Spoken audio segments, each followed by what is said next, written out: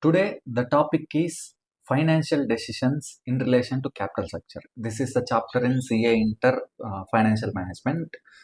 Okay. Now, what is meant by capital structure? Capital structure is the mix or combination of different sources of funds a company has raised its capital from. Say, for example, company has an option to raise capital from equity shareholders, and it can raise capital from external debt as external debt. Okay, what does the company pay to the equity shareholders? It will pay profits. Okay, and what does the company pay to the external debt? It will pay interest. Okay, now in this chapter we are going to specifically talk about long term external debt, not short term.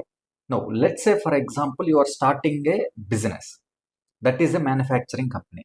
In that manufacturing company, you need initial capital to buy all the requirements, that is machinery and raw material, whatever it may be. So to fund your business, to fund a manufacturing unit, the company has to raise capital from the investors. Those investors can be equity shareholders and external debt, external lenders. Okay, now the company has to decide in which proportion it wants to raise capital from. Okay, it can entirely source its money requirements from equity shareholders, or it can entirely source its money requirements from only debt, or it can have 80-20 also, like this. It can have different mixes of capital structures as available to the company. Okay, maybe 100% equity and 0% debt, maybe 80% equity and 20% debt, maybe 60% equity and 40% debt. So the requirement of the company is money, right? The end goal is money, to raise money and use that money in the business, the end goal. Now the company has to decide how it has to raise that money. Okay, we have an end.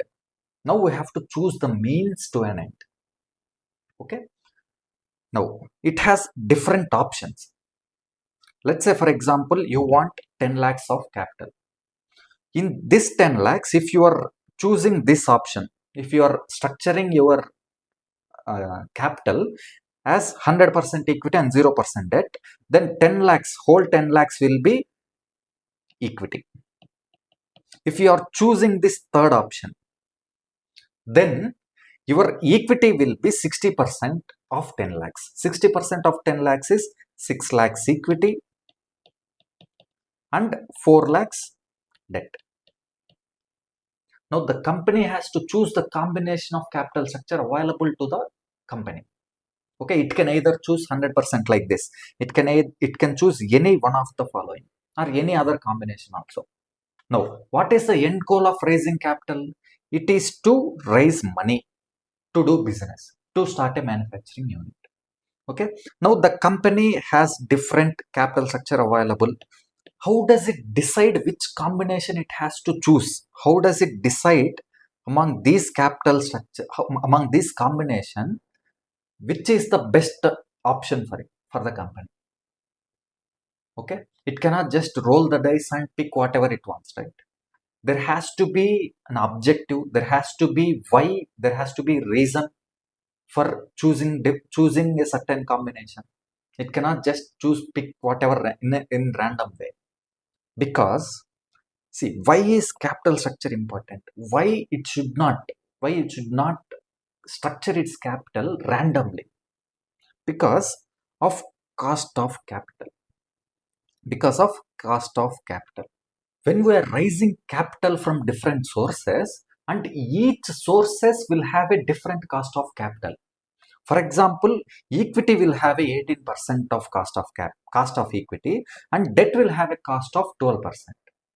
Because of this difference in cost in different sources, the company has to choose which is beneficial. The company has to choose where the cost, where the cost of the overall company is at minimum. Okay, when the cost of capital is lower, then the company's requirement to pay out will be less. Okay, because the cost is less, cost is reduced, right? When the cost is reduced, automatically it has to pay less amount. When it is paying less amount, then the company's value will be increased. Now let us see the objectives of capital structure. Here main objective of the capital structure is minimize overall cost of capital. We have to choose that capital structure where our overall cost of capital is at the lowest. Okay, and why are we reducing our cost of capital? To decrease our payout to the to the providers of the capital, and because we are reducing the payout, we are keeping our profits in the company, and because of the retention of the profits, value of the company will be increased. This is my objective in choosing the right capital structure: minimize the cost and maximize the value of the firm. Okay, now what is meant by overall cost of capital? Okay, I've mentioned here overall cost of capital. The objective is to minimize the overall cost of capital.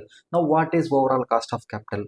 Overall cost of capital is nothing but the weighted average cost of capital from each source. In the cost of capital chapter, you would have understood how to calculate weighted average cost of capital. Now let's just recap it. Weighted average cost of capital is, in the first option, weighted average cost of capital will be, we are only raising 100% of the equity, 100% of the capital from the equity, right? And what is the cost of equity? 18%. 100 into 18%, that is 18%. So overall cost of capital will be 18%. In the second option, I am raising 80% of the capital from equity and raising 20% of the capital from debt, external debt, external long-term debt. Okay. Now what is my overall cost? Now on equity of 80%, I have to pay 18% of on investment. Okay, whatever they have invested, I have to pay 18% on this 80%. Now 80% on 80 will be 14.4%, and plus 20%. I am raising 20% of the capital from external debt, right? And what is the cost of external debt? It is 12%. So on the whole thing, 20% into 12%. What is it? 20 into 12%. 2.4.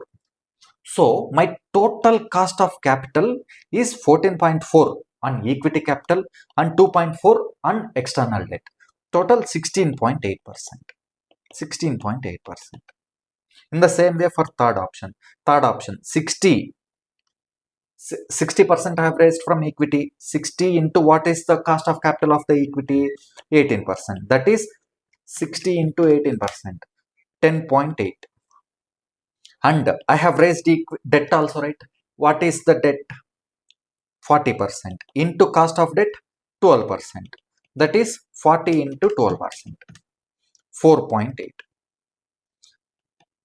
I have raised two combinations, right? So what is the total of these two? 10.8 plus 4.8. That is 15.6. Okay, 15.6. In the same way, if you calculate for all these combinations, you will get this: 18%, 16.8%, 15.6, 15, 13.8, 12%. Now, what is the effect on overall cost of capital? What is the effect of capital structure on the overall cost of capital? Okay. Now, overall cost of capital of the firm decreases. Overall cost of capital will decrease with the increase in debt. In the cost structure, in the capital structure of the firm, till the cost of debt. Okay. Say for example, you have started with equity.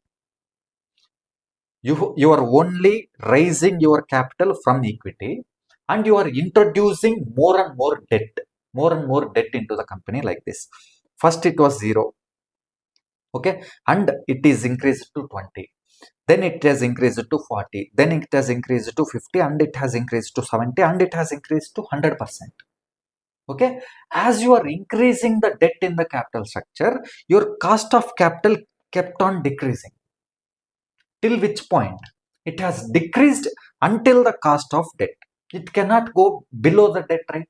Because the bare minimum you have to pay, the bare minimum cost of external debt available to the company is 12%.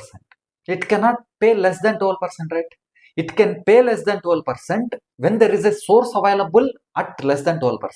If there is no source available and external debt cost of capital is only 12%, then it cannot go below this 12%. This is the effect on capital structure. And what is the formula for weighted average cost of capital? How do we calculate weighted average cost of capital? We calculate E, that is equity, total equity divided by total equity plus debt. We are just, this portion of the equation is representing the percentage of equity in the total capital structure. Okay, say for example, in the previous example I have raised 10 lakhs, right? In the whole 10 lakhs I have raised 8 lakhs of 8 lakhs from equity. Okay, so I am raising 8 lakhs from equity, so my equity percentage is 80%. This whole portion in this equation is nothing but the percentage of this source in the capital structure. Okay, and even this also brings you the percentage of debt in the capital structure. How did we calculate weighted average cost of capital? Weighted average cost of capital we have calculated by multiplying cost of equity with the percentage of the equity in the whole of capital. Okay, in the previous example 8 lakhs, if we are choosing second option, 8 lakhs is the total equity raised. Okay, and what is the total capital? 10 lakhs. 8 lakhs is 80% of 10 lakhs. Okay, 80%. This is what we are getting from this portion of the equation. We are trying to find out the weightage, the percentage of that source in relation to the whole of the company capital structure. What is the formula for weighted average cost of capital? It is cost of equity into cost equity divided by equity plus debt, plus cost of debt into debt divided by debt divided by equity plus debt. Now we have to understand. Now let us represent this cost of capital in a graph and understand the relationship between capital structure of the company and cost of capital of a company. How it affects, how the capital structure of the company affects the overall cost of capital of the firm. Okay, let us represent this in the graph.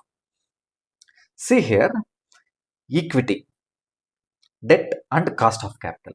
If you observe properly here, if I choose to raise my capital from only equity, my cost of capital is 18%.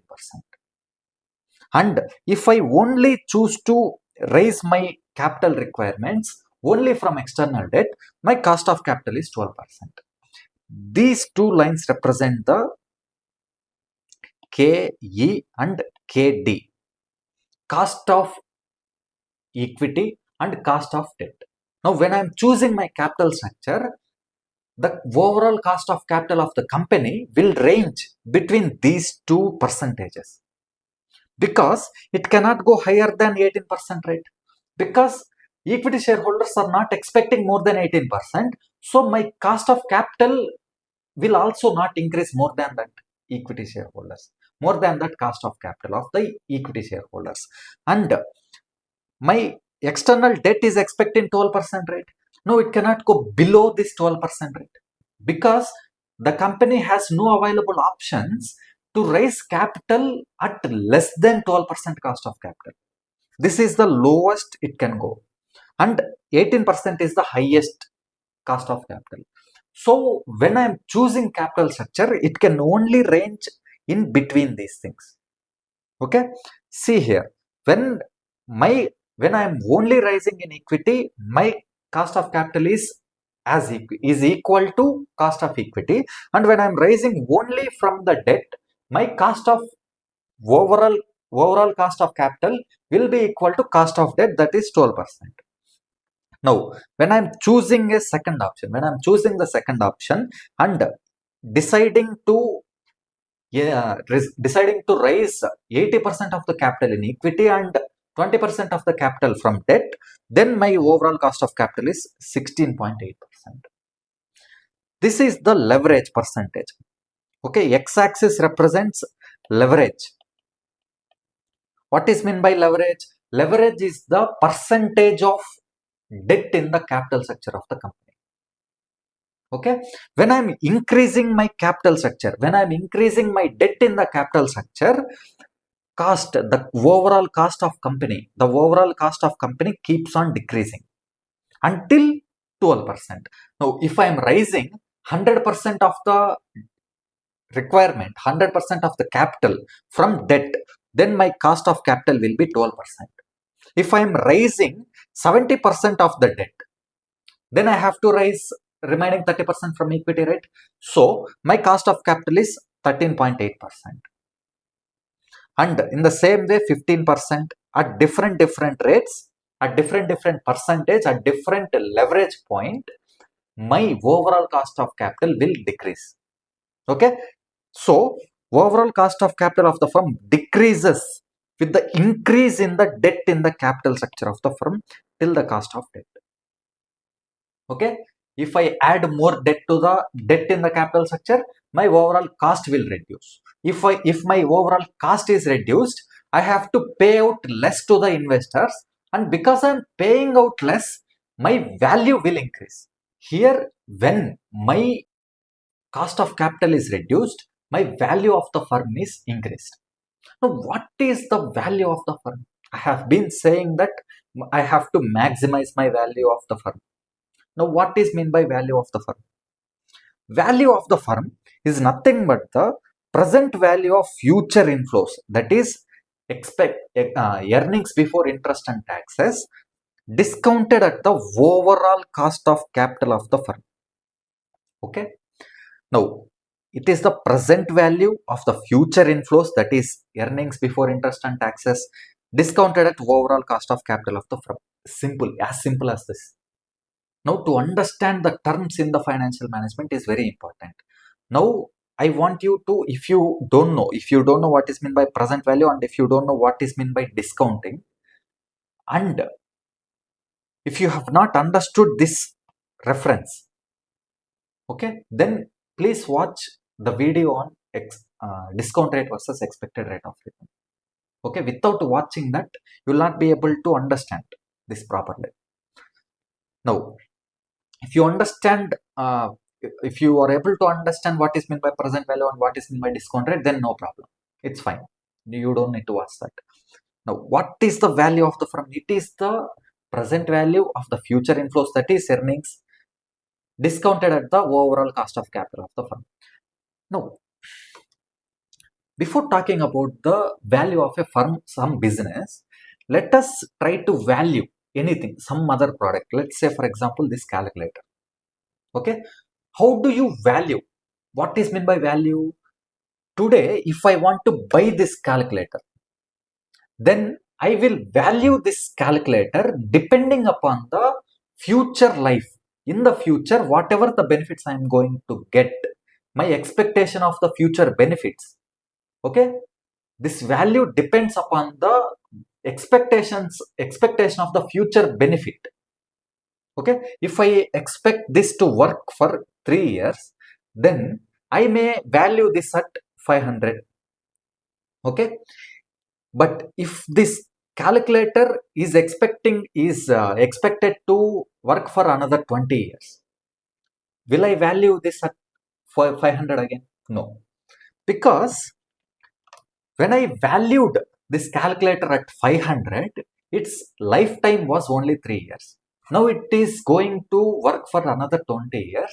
Then the value will also increase automatically, because future inflows, future benefit has increased. You understand, right? It doesn't matter its past performance. Okay, it may have worked for in the past, it may have worked for another 20 years, but right now, as of now, it is not working. It is not in a working condition.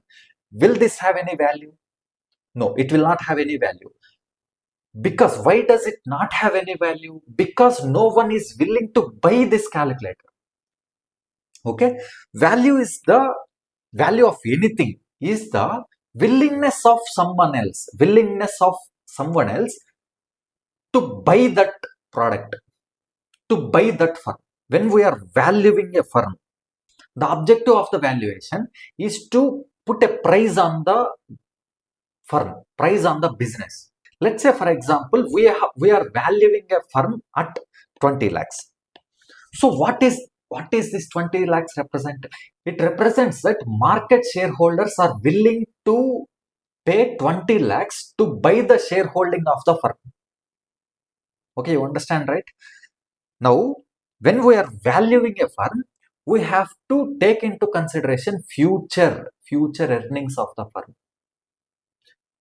In the same way, in the calculator example, even if it has worked for 20 years in tip top condition, then also if it is not in working condition right now, I will not buy this. I am not willing to buy this. Okay, even for 0 rupees I will not buy this. Even at free I will not take this from you. But if it has at least 1 year of value, I may pay 100 rupees. If it has 2 years, I may pay 200. If it has 3 years, I may pay 3 years 300. In the same way, if the value, if the earnings of the firm is more, I will be willing to pay more to the company to buy that company.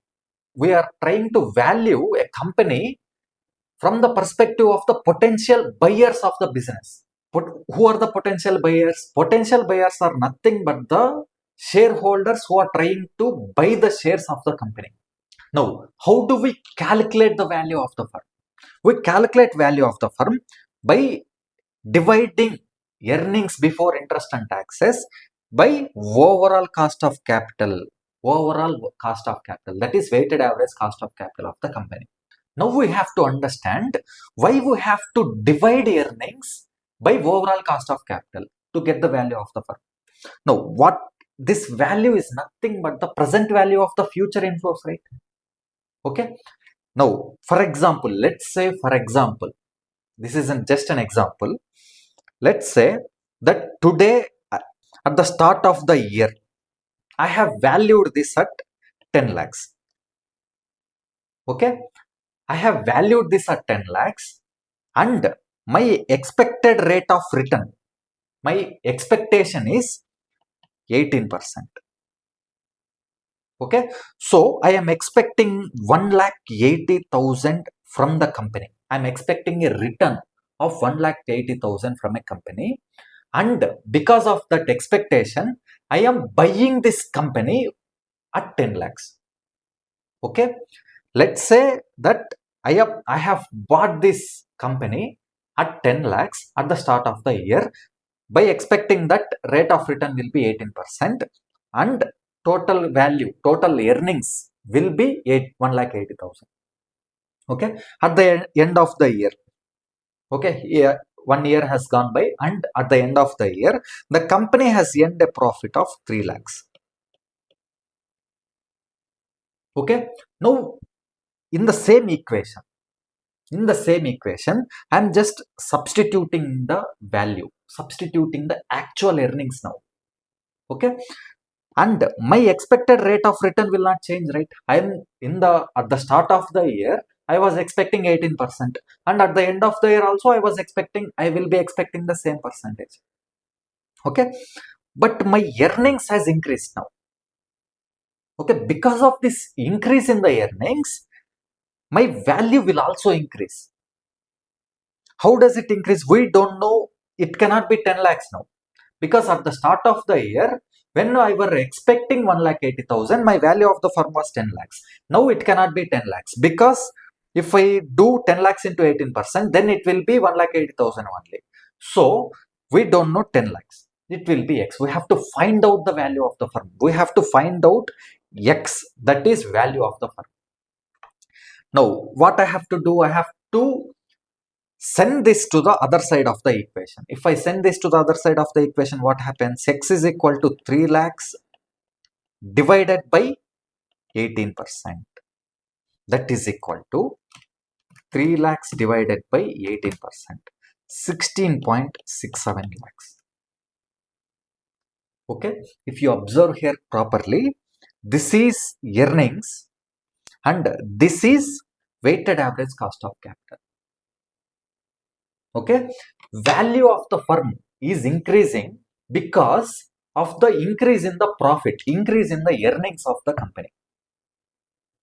Okay, now I have invested 10 lakhs in the company and it is earning 16 lakhs. Okay, 16.67 lakhs. Now at the end of the year, it has earned 3 lakhs. It has exceeded the expectation of return, and because of this exceeding in the expected rate of return, my value is increased to 16.67 lakhs. Now what this 16.67 lakhs represent is that it represents the value at which the potential investors, the potential equity shareholders are willing to invest in the company, willing to buy the shares of the company at the expected rate of return of 18%. Okay, at 18%, they will invest 16.67 lakhs. Because at 16.67 lakhs, the company is earning at 16.67 lakhs, 18% of 16.67 lakhs is 3 lakhs. So now the company is earning 3 lakhs, right? So the value has increased. This is the value of the firm. Okay. Now value can be increased. Value can be increased by increasing the profit or earnings, or by reducing the cost of capital. How does the value increases if I reduce the cost of capital? Let's see here. Let's say, for example, I have earned 1,80,000 only. My return is not changed. My return is as per the expectation only.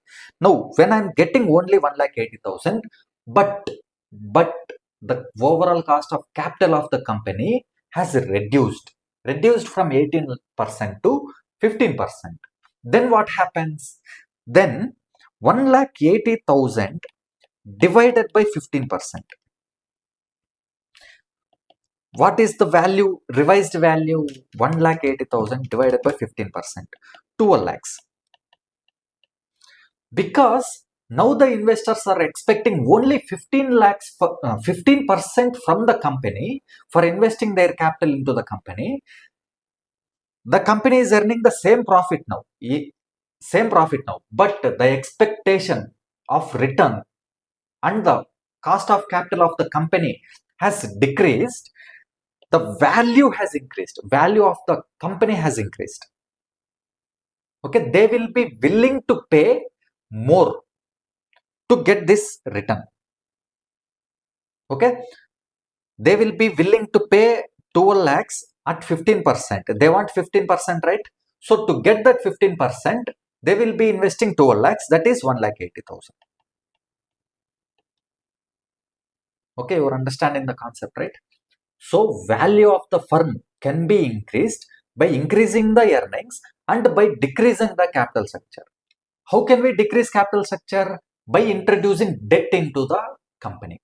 By introducing debt into the company, I can reduce my cost of capital without earning more profit. In the same level of profit, I can reduce my cost of capital by choosing a capital structure where the cost of capital is lowest. Now we have seen what is meant by capital structure and how the capital structure of the company affects the overall cost of capital of the company also. Now we have understood how overall cost of capital influences the value of the firm. Okay, if the overall cost of capital increases, then what happens? Then value of the firm will decrease. If the overall cost of capital decreases, then value of the firm will increase. Okay, now the value of the firm formula is earnings before interest and taxes divided by overall cost of capital. Okay, next, what are the factors to be considered while deciding capital structure? First one, control of existing shareholders. Now, what is meant by control of existing shareholders? It is the deciding capacity, it is the decision making capability of the existing shareholders. When we are raising new capital, no, when we are raising new capital, if we are raising new capital from new equity shareholders, then new equity shareholders will be added to the company, right? Now, the new equity shareholders, if the new equity shareholders has more percentage, more voting power than the existing shareholders, then majority decisions will be taken by them. Okay, the existing shareholders will lose control over the major decisions that can be taken. So the company has to consider the control of the existing shareholders while choosing the capital structure. Okay, say for example, existing shareholders, majority existing shareholders hold 100% of the voting power. Okay, when they are holding 100% of the voting power and the total equity capital is 10 lakhs, if the company wants another 20 lakhs, okay, when the company wants 20 lakhs, if it is only rising from equity shareholders, and if one person, if there is only one person is interested to buy, is invested to invest in the company, one equity shareholder, then he will be buying 20 lakhs worth of shares, right? So if he is buying 20 lakhs worth of shares, then he will be holding 66.67% of the voting power, right? Okay, so when he is holding 66% of control, then he will decide, he will have more voting power, and existing shareholders will lose their deciding capacity, will lose their control over the business.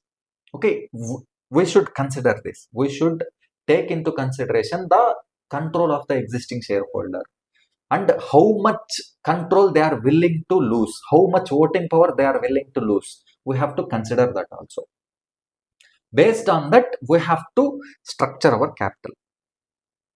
And cost of capital, just now we have seen how we have to consider cost of capital also, right? What is the consideration here? We have to reduce the cost of capital. Our main goal here is to reduce the cost of capital to as low as possible, and I have to make sure that financial risk is within the tolerable limit. Now, what is financing risk? There are two types of risk. One is business risk and financing risk. What is meant by business risk? Risk is nothing but the risk that is inherent in the business of the company. Competition is also business risk. In the same way, we have financing risk. What is meant by financing risk? Let's understand this financing risk with an example here. Let's say that you are starting a business, and at the start of the business, you have this balance sheet. Okay, you are raising equity capital of 8 lakhs and you are raising external debt of 7 lakhs. That external debt has 12% of rate of interest. So total you have raised 15 lakhs of capital to invest in machinery, 13 lakhs, and raw material 2 lakhs. Okay, for example, you are starting a manufacturing business, and in that manufacturing business you need to buy machinery and you need to buy raw material. Okay, to buy these two, you have raised capital from two sources. One is capital and another is external debt. Okay, now let's say for example, at the end of the year, At the end of the year, the company has earned a profit of 50,000. At the end of the year, balance sheet will be profit. Before, there is no profit, because you have started the business at the start of the year, right? This balance sheet at the start of the year. Now at the end of the year, you have earned a profit of 50,000, and because of the profit, there is a increase in cash. Okay, whatever profit you have got, it is sitting in the cash balance of the company. Okay, now at the end of the year, you have an obligation to pay interest. Let's assume this profit, that profit is before paying the interest, before paying any interest to the external debt. Okay, company has sent only 50,000 without paying any interest. Now the company has to pay interest, right? Okay, now before, the company has options to raise capital from any source. The company has decided now to raise 8 lakhs from equity and 7 lakhs from external debt. Now the company has an obligation to pay interest to the external debt at 12%. Okay, now what is the interest to be paid? 12% of 7 lakhs, that is 84,000. Company has to pay 84,000 to external debts as interest. How much company has earned? It has earned only 50,000. Okay, if it pays, if it wants to pay, if it pays this 84,000, how can it pay this 84,000? One is from profit. Profit will decrease, and cash, 50,000 cash it will pay. Remaining, how much it has to pay? 34,000 is balance set to be paid. How can the company pay this 34,000? It has to either sell some assets, okay, or it can raise more capital. You understand, right? To pay the interest, it has to again raise capital. It cannot sell this machine, right? It cannot sell the machine. It cannot sell the raw material also.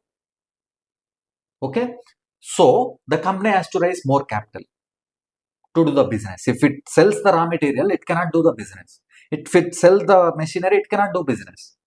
So to continue the business, it has to raise more capital, more money from the equity shareholders.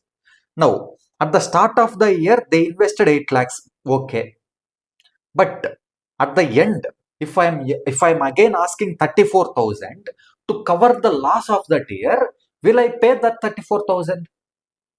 Okay, I will only invest in a company when that company is making profit, right? If the company is making loss, then will I invest in the company? No. Anyone, any rational shareholder will only invest in a company if the company is making profits, if the company has surplus amounts, reserves and surplus amounts. When the company is making deficit, when the company is having loss in the company, in that year, investors will not be willing to buy shares of the company, because there is no demand for the shares, because investors are not willing to buy the shares. Price of the share will fall. Price of the share will fall. You understand my point, right? Here, because of the fall of the price of the share, I have to raise more, I have to issue more shares. Okay, before, at the start of the year, each share may be valued at 100. Because of this loss, no one is willing to buy the shares. Okay, but still I want to raise the money. I have to raise the money and pay the shareholders, right? So to raise money, what happens? I will reduce my price of the share. I will reduce my share price and sell the shares. Okay, if I reduce my share value, if I reduce my share price, then investors may be willing to buy shares. Okay, if they buy shares, then I will repay this 34,000. Here, if you observe properly, the company is making profit. even though the company is making profit, because of this external debt, my share price has fallen. Okay, if I don't have any external debt, what would have happened? My company, my profit will be in, if I have not raised any external debt, I would be having profit. Okay, when there is profit in the company, investors will be more interested to buy the shares. Okay, let's see another scenario. Okay, with different capital structure. In this capital structure, what happened here? Because the capital structure is at 7 lakhs, because I'm raising 7 lakhs of 7 lakhs from the external debt, my additional requirement is 34,000. Because of this 34,000 loss, my price of the share has fallen. Now let's see the same example with the same profit in different capital structure. Okay, in different capital structure, here the capital structure is 12 lakhs and external debt is 3 lakhs and earnings before interest, before paying any interest, my profit is here 50 lakhs, 50,000. Okay, the profit in these two scenarios is same, earnings, but the capital structure is different. Because of this difference in capital structure, my interest obligation is different. What is my interest obligation is here? 3 lakhs into 12%, that is 36,000. Okay, I have earned 50,000 of profit, right? And I have earned 50,000 profit, and I have to pay 36,000. What is the remaining amount? 14,000. 14,000 is the profit available to the shareholders. Okay, now the share price will not fall as much as it has fallen in the last period. Okay, in this structure there was a loss of 34,000, and because of this loss I have to raise money, and because of this loss investors are not willing to pay. Okay, so my share price has fallen now. Okay, now in the different capital structure, I am having a profit of 14,000. Because of this profit, my share price will not fall as much as it has fallen when I am having a loss. Okay, you understand my point, right? Yeah. Here, just because of the capital structure, my earnings is different. This is called financing risk. We have to consider this risk also. Okay. Now, impact of higher risk. What is the impact of higher risk? When the risk is higher, then the investor expect more return, and consequently the overall cost of capital will increase. Okay, here what happened? Here risk is more. When I am taking more external debt, my financial risk is increasing. When the financial risk is increasing, my equity shareholders expected rate of return will also increase, because they are taking more risk now. So when they are expecting more rate of return, my cost of capital also will increase automatically. Okay, that is the impact of higher risk. What is this? When risk is higher, investors expect more returns, and consequently cost of capital is increased. Okay, return is nothing but cost of capital. Return is in from the perspective of investors, cost is from the perspective of the company or firm. Okay, now we have understood. What have we understood till now? We have understood what is meant by capital structure. Okay, and why capital structure is important. Why is it important? It is important to analyze and decide where my cost of capital is lower. Okay, when my cost of capital is lower, I can maximize, I can increase my value of the firm. And we have understood what is meant by overall cost of capital, and we have seen the effect of overall cost of capital with the change in with the different capital structures, and we have seen the graphical representation, and we have seen capital structure and weighted average cost of capital relationship between capital structure and weighted average cost of capital, and we have seen what is the value of the firm. Value of the firm is nothing but the earnings divided by weighted average cost of capital, which means present value of the future inflows. Okay, and we have seen what are the factors to be considered while deciding capital structure. What are they? Control of the existing shareholders, cost of capital, financing risk. Okay, we have seen what is meant by financing risk and what is financing risk are different capital structures, and we have seen the impact of higher risk. When the investors are taking more risk, they will expect more returns, and consequently our cost of capital will increase. Because of the increase in cost of capital, my value of the firm will decrease automatically. We have to understand these three relationships: relationship between cost of capital, value of the firm, and capital structure.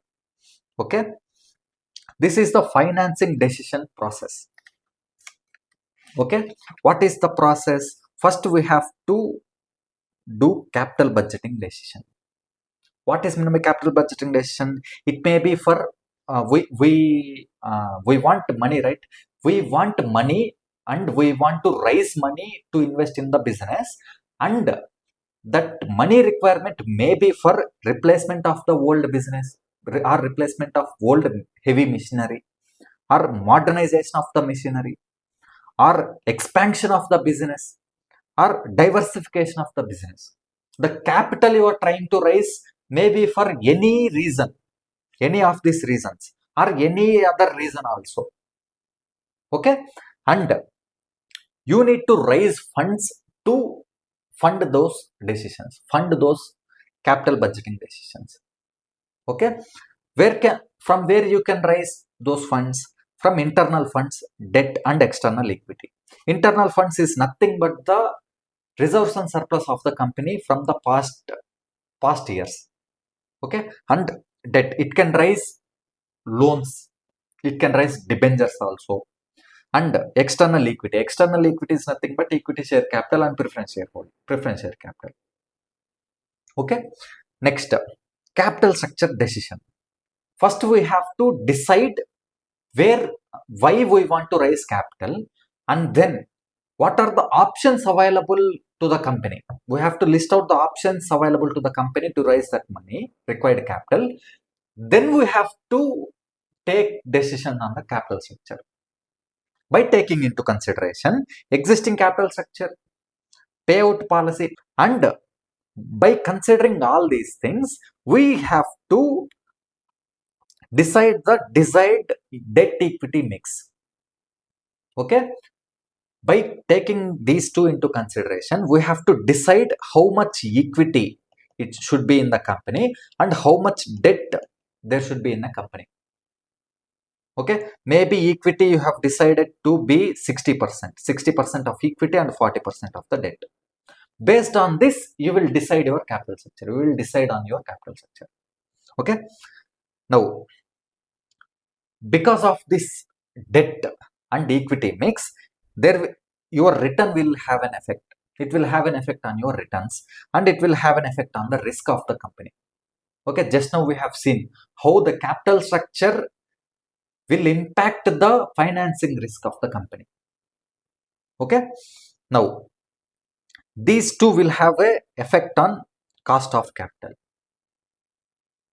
Okay, cost of capital, and we have to choose the optimum capital structure, where cost of capital is minimum and value of the firm is maximum. Our main objective is reducing this and increasing this. Okay, Next, capital structure theories. In this video, we will discuss two theories, that is net income theory and traditional theory. Net income approach and traditional approach to capital structure theories. Okay. Now we have to, what is the objective of this chapter? Objective of this chapter is to decide the capital structure, decide the mix of equity and debt in the capital structure. Now, for deciding the capital structure, there are different theories. Okay, one is net income approach, traditional approach, Modigliani and Miller with tax approach, and Modigliani and Miller without tax approach, and net operating income approach. In this video, in this class, we will be discussing net income approach and traditional approach. Okay, now net income approach. What is the basic? What does it say? As per this approach, how should I decide my capital structure? I will decide my capital structure based on the idea that a change in leverage. What is meant by leverage? It is the debt equity mix. A change in leverage will lead to a change in weighted average cost of capital. Okay? If I increase more debt, my weighted average cost of capital will be reduced. If I decrease my debt, my weighted average cost of capital will increase. Okay, a change in leverage will lead to a change in the weighted average cost of capital, and consequently a change in the value of the firm. Here, in this approach, how do we calculate value of the firm? It is nothing but market value of equity and market value of debt. Okay, how do we calculate market value of equity? Market value of equity is earnings available for shareholders, net income. Available for shareholders means earnings after deducting interest to be paid to the external debtors.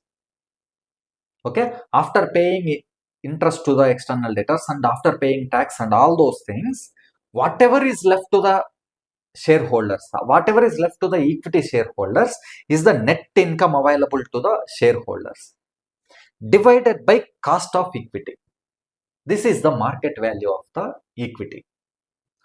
Now, to get the value of the firm, we have to find out market value of the equity and then add the market value of the equity to market value of the debt. Okay. Next, overall cost of capital. Okay.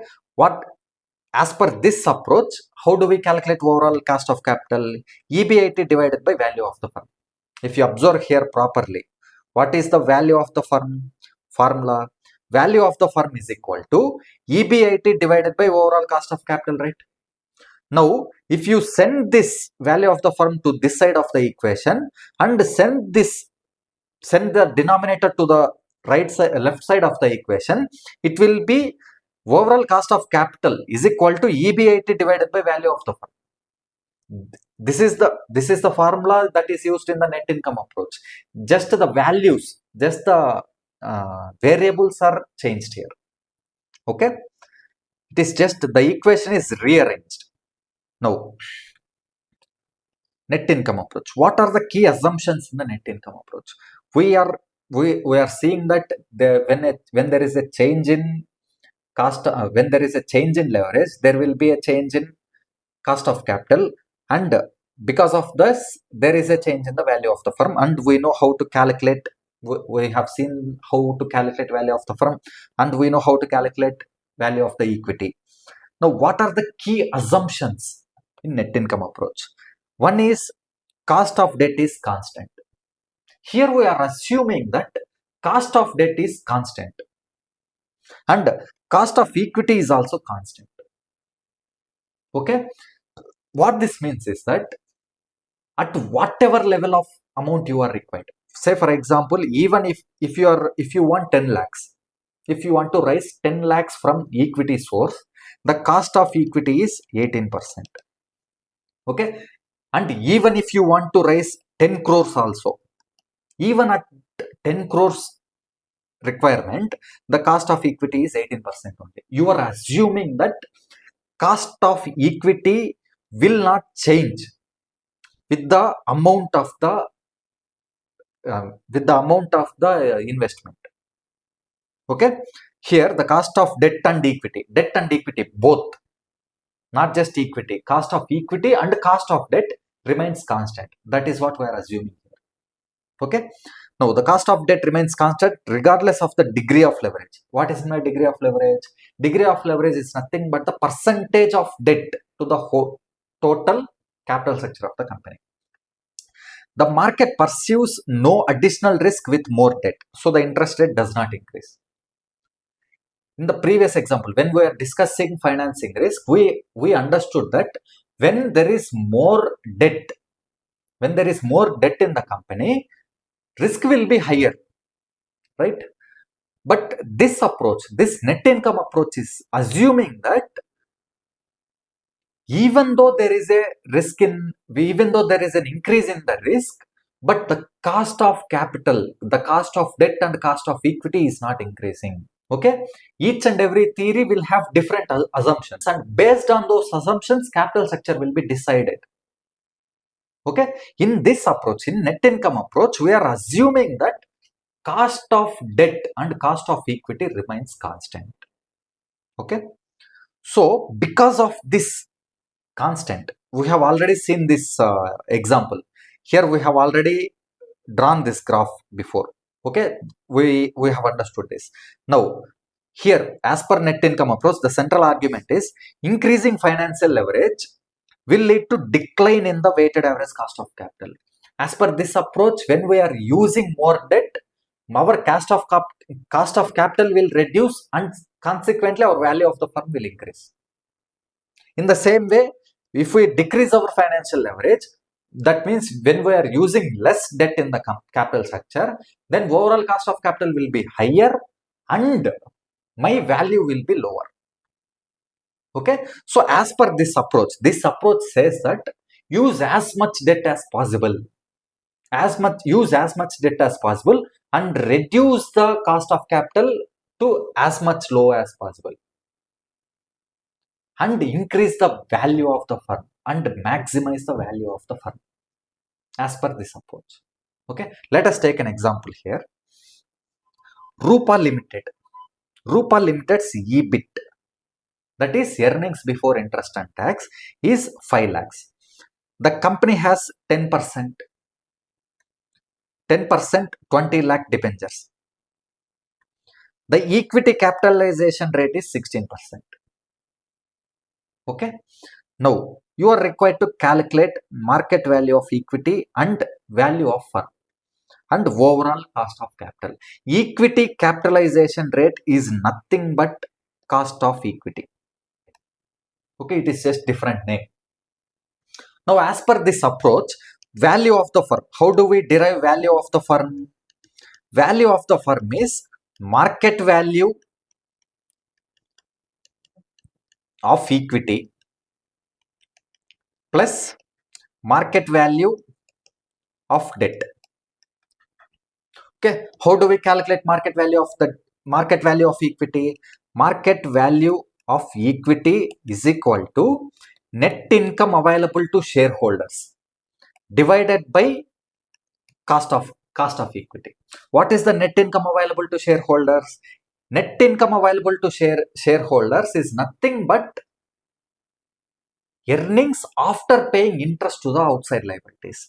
Here I have raised 20 lakhs debentures, right? On these 20 lakhs debentures, I have to pay 10% interest. What is the interest I have to pay on 20 lakhs? 20 lakhs into 10%, that is 2 lakhs. I have to pay interest of 2 lakhs. So my profit before interest, earnings before interest and tax, is 5 lakhs. Before paying any interest to the debentures, my profit is 5 lakhs, and now I have to pay this 2 lakhs to the debenture holders. Okay, after paying this interest to the debenture holders, whatever is left with the company, that is available to the shareholders of the company. Okay, what is the total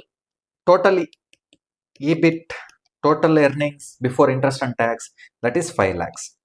What is the interest amount? 2 lakhs. Net income available to, what is net income available to the equity shareholders? That is 3 lakhs. 5 lakhs minus 2 lakhs, 3 lakhs. Okay, NI will be 3 lakhs. KE, that is cost of equity, is nothing but market capitalization rate. Equity capitalization rate. That is 16%. Okay, 3 lakhs divided by 16%. That is 18 lakhs 75,000. Market value of equity is 18 lakhs 75,000. And what is the market value of debentures? That is 20 lakhs. Okay, face value is 20 lakhs, right? That is the market value. 18 lakhs 75,000. Here, market value is 18 lakhs 75. Equity is 18 lakhs 75,000. Plus market value of debt is 10 lakhs. So the value of the firm is 20 lakhs. Market value of the debt is 20 lakhs. So the value of the firm is 38 lakhs 75,000. This is the total value of the firm. Now this is complete. Now we have to calculate overall cost of capital. What is the overall cost of capital formula? It is overall cost of capital or weighted average cost of capital is equal to earnings before interest and tax divided by value of the firm. What is earnings before interest and tax? 5 lakhs. Divided by what is the value? 38 lakhs 75,000. That is 5 lakhs divided by 38 lakhs 75,000. That is 12.9%. 12.9% is the overall cost of capital of the company. You have understood how we derived cost of capital, right? Yeah. So value of the firm is 13 lakh 75,000 and overall cost of capital is 12.9%. If you observe here properly, cost of debt is 10% and cost of equity is 16%. Overall cost of capital is 12.9%. 12.9%. So this is between 10 and 16. We have seen we have seen previously that overall cost of capital, because of the difference in capital structure, overall cost of capital will always be between the range of cost of equity and cost of debt. It will be between these two only. Okay, in the exam, if you get a answer, if you get a cost of capital of more than 16 or less than 10, then there is an error in the calculation. Okay, it should always be less than the cost of equity and more than the cost of debt, overall cost of capital. Okay, next, this is net income approach. What is meant by traditional approach? Another next approach is traditional approach to take decisions on the capital structure of the company. As per this approach, the basic idea is that this approach strikes a balance between extreme net income and net operating income approaches. There are another two approaches are there, right? Net income approach and net operating income approach. Okay, let's forget this point. We'll come back at the end of the chapter to this point. Now, it argues the moderate leverage. It argues that moderate leverage is beneficial, but excessive leverage is harmful. This means the leverage, use of debt should be moderate. It should not be excessive. Okay, now what does net income approach says? It says that use as much debt as possible. Okay, but traditional approach says that use moderately, use debt, use the leverage option moderately. Do not use excessive leverage. Do not take more debt. Okay, why? We have seen why before. If you raise more debt, then the value may be decreased. Then the risk is higher. Because of this higher risk, shareholders will be expecting higher rate of return. Okay, because of that higher rate of return, cost of capital of the firm will also increase. The firm should strive to reach the optimal capital structure and its valuation through a judicial use of both debt and equity in the capital structure. Okay, this approach does not say don't use equity or don't use debt at all. It says that use optimally, don't use excessive debt, use leverage at optimum level. Okay, where the financial risk is at tolerable level. At the optimal capital structure, the overall cost of capital will be minimum and the value of the firm will be maximum. Now let's understand the key assumptions this approach takes. Okay, now as per this approach, cost of debt, we are assuming here that for cost of debt, the rate of interest on debt remains constant for a certain period. Okay, for certain period, the cost of debt does not change. It remains constant. Okay, and beyond a certain point of leverage. Okay, for example, until 20%, of debt in the overall capital structure, the cost of capital is 12%. In a company, if the total capital is 10 lakhs and until 12 lakhs, until 2 lakhs, the company can raise the debt at 12%. After 2 lakhs, if it wants to raise additional 1 lakh, the cost of capital will increase to maybe 13 or 14%. Okay, that's what it's saying. Beyond a certain point of leverage, with an increase in debt, the risk of lender increases and they demand a higher interest rate. So KD increases. When there is higher leverage in the firm, risk is higher. So because the lenders are taking more risk, they will be expecting more rate of return. So the cost of capital will increase. Cost of debt will increase. Now the second assumption is on cost of equity. Okay, now the expected rate of return by equity shareholders remains constant or increases only gradually with initial increase in debt. Okay, what we are assuming here is that the expected rate of return of equity shareholders remains constant until some point, and after that point it will also increase. Okay, after an optimal point, equity shareholders start perceiving significant financial risk. Okay, and the expected rate of return increases speedily. See here, degree of leverage. When we are using more and more leverage,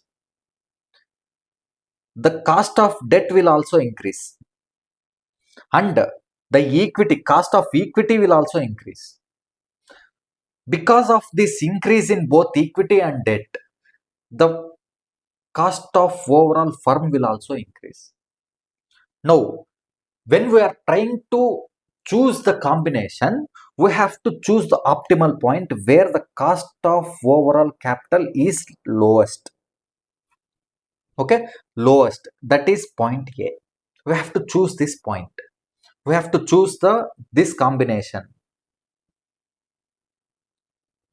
Okay, now central argument. There is an optimal capital structure, a specific debt equity mix where weighted average cost of capital is minimized and value of the firm is maximized. Okay, we have to choose from this curve where the lowest point, we have to choose the lowest point of overall cost of capital. Okay, in the net income approach, lowest cost of capital will be cost of debt. Using debt up to this point is favorable. Up to which point? Up to optimal point. Up to the optimal point, using debt is favorable. And beyond this point, the cost outweigh the benefits. Why? Because the cost of debt and cost of equity has increased. The company has to pay more, higher amounts. So it is not beneficial to the company. Okay. Next, illustration for the traditional approach. No, you understood the nuances of traditional approach, right? Now let us understand this with an example.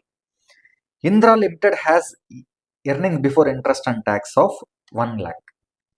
The company makes use of both debt and equity capital. The firm has 10% debentures of 5 lakhs and firm's equity capitalization rate is 15%. Now we have to calculate total value of the firm and overall cost of capital. Okay, here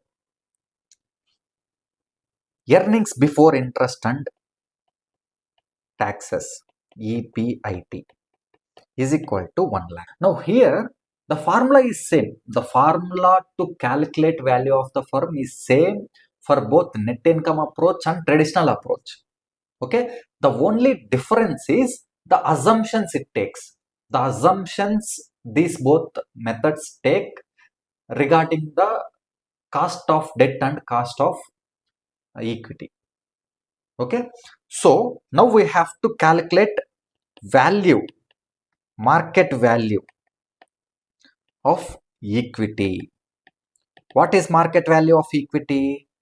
We can calculate net income available for equity shareholders divided by cost of equity.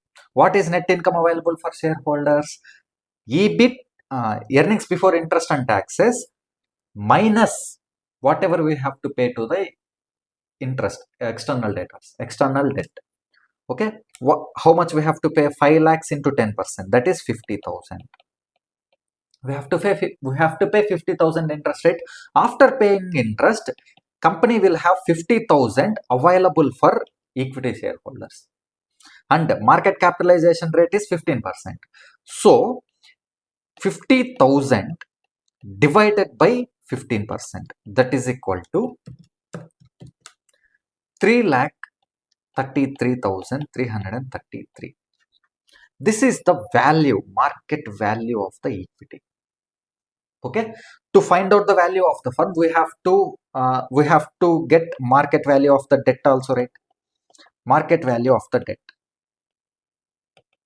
Market value of debt is nothing but the face value of debentures. Okay, 3,33,000 plus 5 lakhs. This is the market value. This is the total value of firm is equal to 5 lakhs plus 3,33,000. That is equal to 8 lakhs. 8,33,333. Okay, now we have to calculate overall cost of capital. What is the formula for overall cost of capital? Overall cost of capital is equal to EBIT. What is earnings before interest and taxes? 1 lakh divided by value of the firm. What is value of the firm? 8,33,333. That is 1 lakh divided by 83333. 12%. Overall cost of capital is 12%. Now we have to verify this. Verify this by whether it is in the between these two ranges. Okay, 12% is more than 10% and less than 15%. Okay, this is how we calculate total value of the firm and overall cost of capital in using traditional approach. And another example. In this example, determine optimal capital structure of a company from the following information. Okay, what is the information? Now we have different options, and in the different option, in each option they have given cost of debt and cost of equity and the percentage of debt and total value. Okay, percentage of debt and total value. That means percentage of debt in the total capital structure of the company. Okay, see, for example, if the debt percentage is 10%, 0.1, that is 10%, then equity percentage is 90%. 100 minus 10. If the debt percentage is 20%, then equity percentage is 80%. If the debt percentage is 30, 70. Like this we have to calculate, because the question has given percentage of debt on total value. Okay. Now, what are the options available to the company? Option 1, cost of debt is 11%, and cost of equity in the first option is 13%, and percentage of debt is 0. Okay. When there is no debt, then the cost of equity is 13% and cost of debt is 11%. Option 2.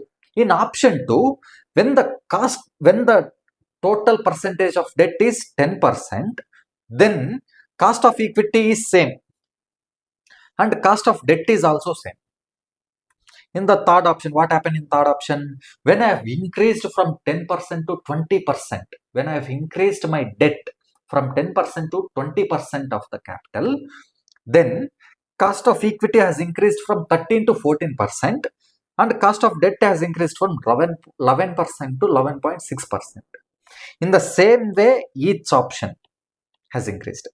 And in the last option, when I am using 60% of debt, when I have 60% of my debt in the capital structure, when I have 60% of capital structure as debt, then my cost of equity is 20% and cost of debt is 18%. Now, among all these options, I have to determine the optimal capital structure of the company. What is the optimal capital structure of the company? Where the overall cost of capital is lowest or minimum. Where my overall cost of capital is minimum. Okay. Now, how do we calculate? In the first option, how do we calculate overall cost of capital? Overall cost of capital is nothing but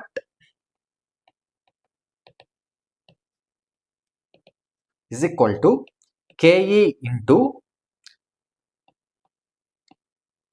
equity divided by equity plus debt plus KD into D divided by E plus D. Okay. What we have seen this, right? What does this represent? It represents the percentage of equity in the capital structure. This represents percentage of debt in the capital structure. Okay.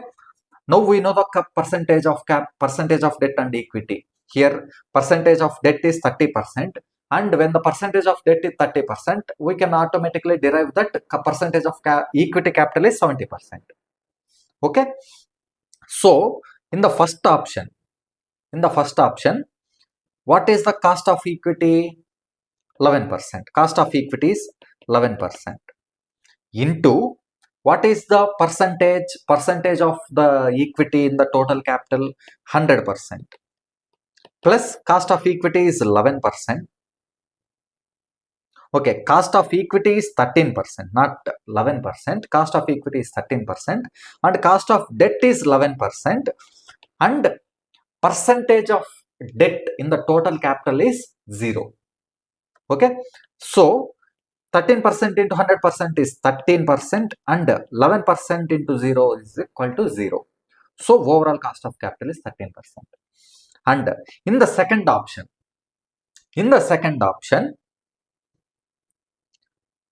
I am having, I have 0 point. In the second option, cost of equity is 13%. Cost of equity is 13% into what is my equity here? 90%. Cost of capital into weightage of the equity, and cost of equity 11% into 10%. That is equal to 13 into 90%, 11.7 plus 11 into 10%. That is 1.1. That is equal to plus 12.8%. So in the second option, my overall cost of capital is 12.8%. It is lower than the first option. In the third option, In the third option, my cost of equity is 14% and my equity weightage is 80%, 0.8, plus my cost of debt is 11.6% and my weightage of debt is 0.2%. That is equal to, it gets 14 into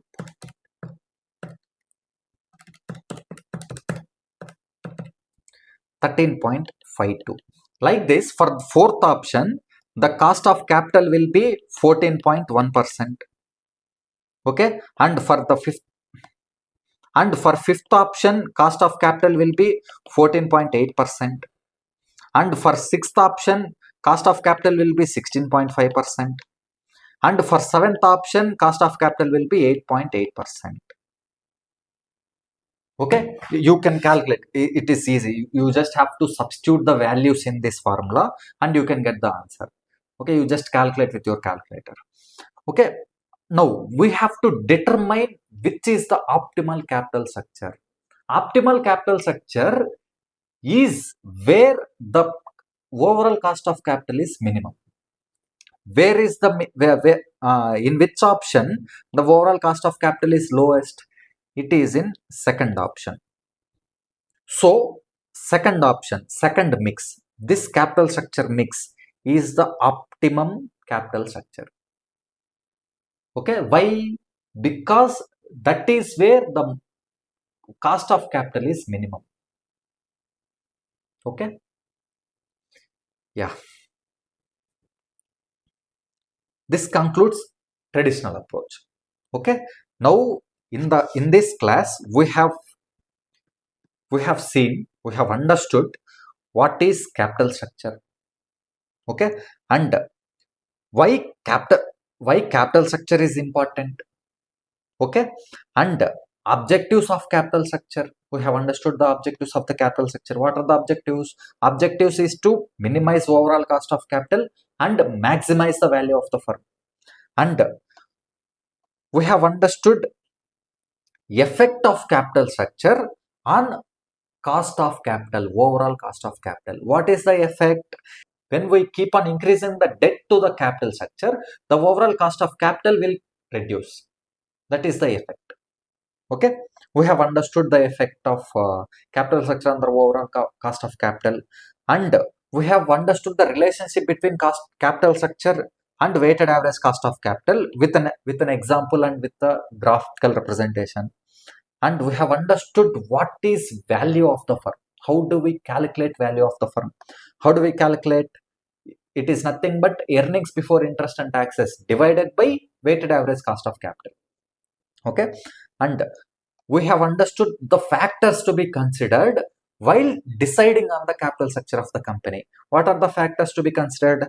Control of existing shareholders and cost of capital and financing risk. Okay, this is not financial risk, this is financing risk. Financing risk within the tolerable limit. Okay, now, and then we have understood the impact of higher risk on the overall capital structure of the company. We have understood impact of higher risk on the overall cost of capital of the company. And we have understood the financing decision process. And we have understood, we have seen the theories, but we have only seen net income approach and traditional approach. Okay, as per net income approach, we are assuming, we are taking two assumptions, that is cost of equity and cost of debt remains constant. And in traditional approach, cost of equity will remain constant until some point, and after some point of leverage, the cost of equity will increase.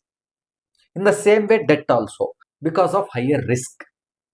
Okay, next we have seen illustrations. Okay, yeah, that's it for today's class. Okay, I hope you understand, and if you have any doubts, please ask them in the comments, and I will try to address them. Okay, I will try to address either in the comment or I will try to address in the new video.